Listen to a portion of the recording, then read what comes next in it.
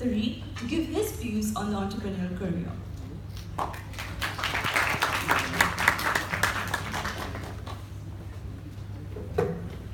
Hello. All right. First of all, I see many dead faces. Do you guys want me to do some stand-up, or are you guys gonna loosen up a bit? It's a nice event. It's very motivational. So start doing something nice for it. First of all, don't graduate. It's a trap. Stay at uni. I'm serious. Big time. I'm honored to be here, and thank you for the amazing management for putting this together. Frankie, you've always been a people's person, so thank you. I'm a very fast talker, so you better be a fast listener. And hopefully I'll be able to share my experience and inspire anyone with anything I can do. I started selling when I was about 5 years old. My mom used to buy the magazines back in the days, and it costs you 5 dirhams to buy any magazine, Sayyidati, Zahra, whatever they were. And I'd take them off from her the same day she started using them and sell them for a dirham in the neighborhood. And all the mothers loved me for it, but my mom didn't. I made my money through this way, and I grew up making more money at school. And it's always been a passion for me to sell and make money. So I learned how to make money in my early days, which is great. So I've always been abundant with money. Now it was time to study, which I didn't like. I was never a good student. I passed all my subjects, but hardly. I always left things to the last minute. I'd study for a marketing exam the day before, max, that's if I'm lucky. But I pulled it off. And one thing I realized when I graduated is I wish I would have paid more attention in class, because everything comes into place, believe it or not. How many of you here have an idea that they want to become an entrepreneur? Raise your hands. So that's around half the class. 20 years ago, I can guarantee you in a class such as this, a maximum of one would raise his hand. Our generation today is the right generation. We're the generation that inspires the older generations. And we're just having a discussion about this right now. Today, we understand the market. We've managed to crack a code. When I looked at these influencers today in the market, and I'm sure many of you know these influencers on Instagram, they manage to work for an hour or two per day, and they make triple my salary. Seriously? Is that how we were taught? No. So they've cracked the code. And what I'm trying to tell you is, my journey is not the best journey I've seen, but I can tell you based on my journey, I can give you my advice.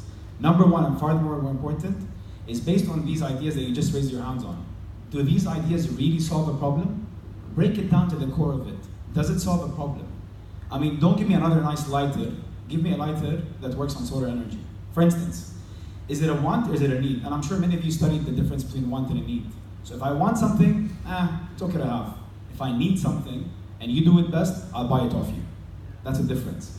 So from going from a want to a need, you immediately gain what we call bargain power. Now you can bargain. Now you can set your price and your rules. Second and most important thing, in my opinion, who's your partner? You guys underestimate this. You think, yeah, he's my best friend. I've known him for 10 years. I can trust him. What's your major? What's your name and what's your major? Can you have a mic?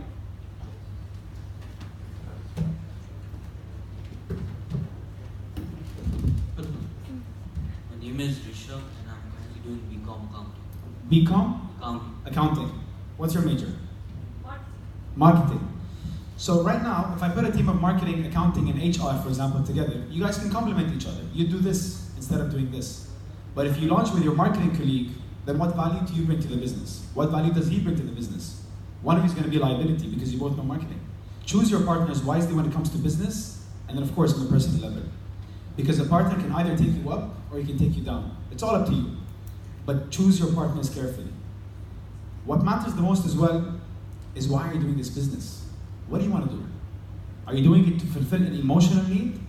Or are you doing it to fulfill a mental need? And let me explain to you the difference. Emotional need is, I'm passionate about kite surfing. I'll go and open a kite surfing center. I'm a basketball player. I'm going to go do some basketball shoes because that's my passion. Mental is purely financial driven. I see an opportunity that's going to make money. I say, perfect, that's the opportunity I want to take. Why? Because it makes money. I don't care about how much I like it. Which one do you go for? No.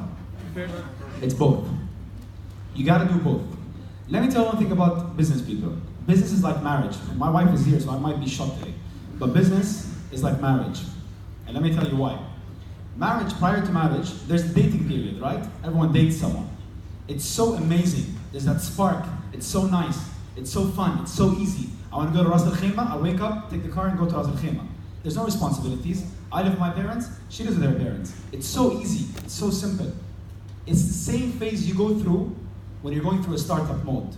You wake up in the morning, you want to see your new logo. You want to see the progress of your business. It's so nice. And then the moment responsibility gets in, which is marriage, and don't get me wrong, I love my wife and I love being married.